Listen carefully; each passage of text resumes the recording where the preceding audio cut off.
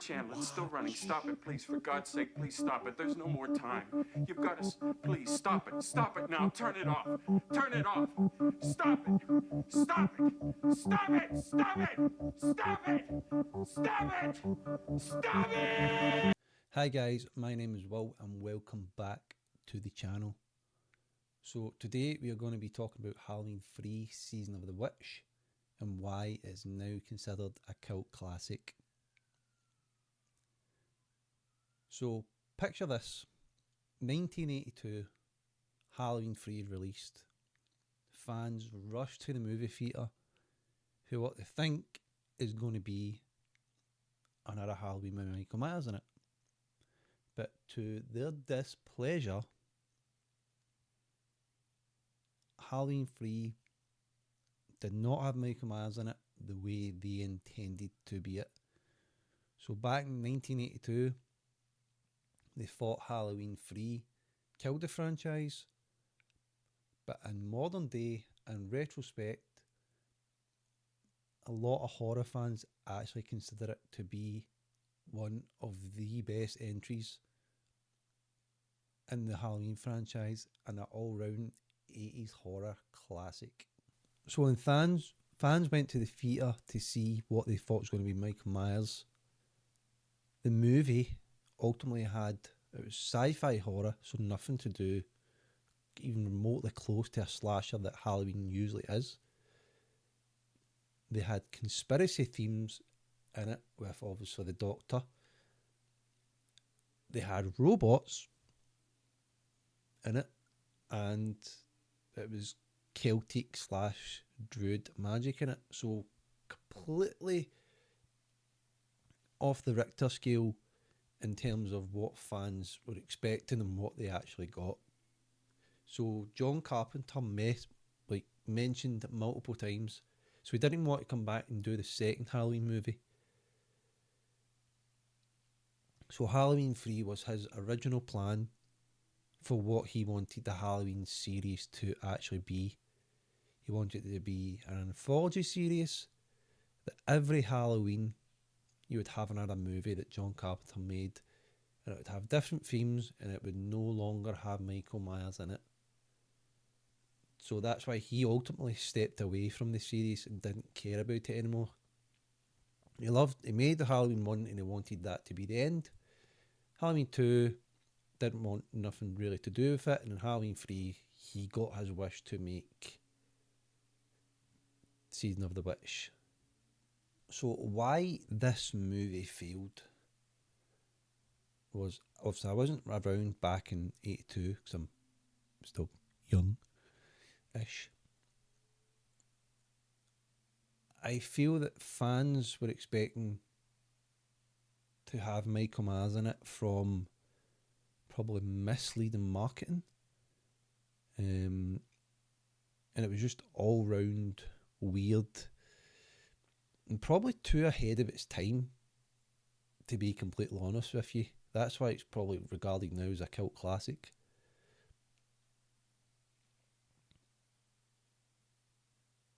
And this movie, I feel, wasn't hated because it was bad.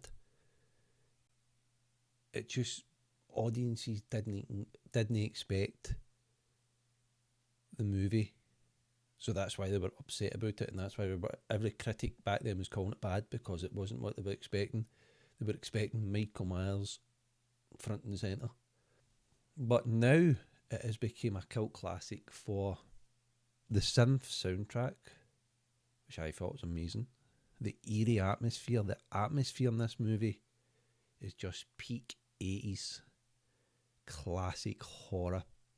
So the town that they're in with the masks and the Celtic druids, it's just, the town has that very eerie, mystique atmosphere about it, which I think is incredible. The ending of the movie, spoiler alert, it's been out for God knows how many years now. You have horror movies that have good endings. This movie did not have a good ending, in respects of, it wasn't a happy ending. It was they solved the problem, And then the problem just arose again at the very end of the movie. And that's how you hear him, the doctor, stop it, stop it. That's how you get that big, and you're like, oh, they didn't actually fix anything. The bad guys win, which is, to me, good, because every movie you don't want to see a happy ending. You want to see a horror movie that ends badly for the people in it.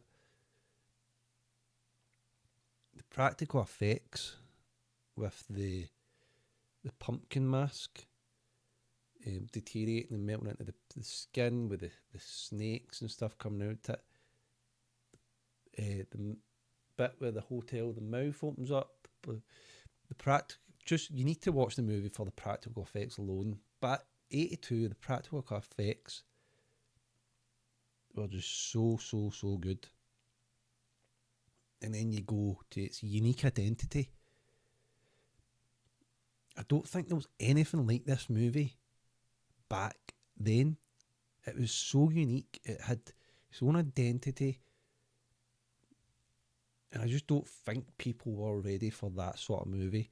But now I love it. It's probably one of my favourite horror movies of all time. Thinking about it, one of my favourite, not my favourite, one of my favourites, and it's probably my yearly watch around Halloween time. Which, if you've not watched it or you hate it, you need to watch it again. So, takes us to the modern age. Why is this movie considered a cult classic? I feel it's considered a cult classic because you see all these YouTube retrospectives talking about it. And obviously, if you weren't around back in 82 and you're not got that expectation of Michael Myers built up, then you're probably more likely to enjoy it. Because I've got friends still that don't like it because it's not got Michael Myers in it. But I really feel they've only watched it once.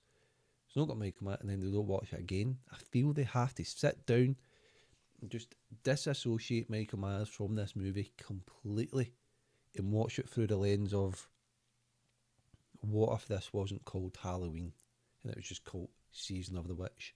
So I feel that if a lot of people see the Halloween, oh, it's not a good movie because it's not got Michael Myers in it. So it's still a good 80s classic sci-fi horror movie. And with younger audiences, they've not got that expectation. Like younger than me, the first time they've seen it, they've not got the expectation.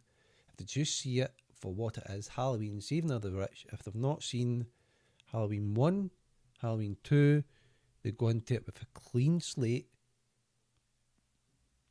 I feel that they'll enjoy it for what the movie brings, in the sort of horror movie that fans would grow to love even at that young age.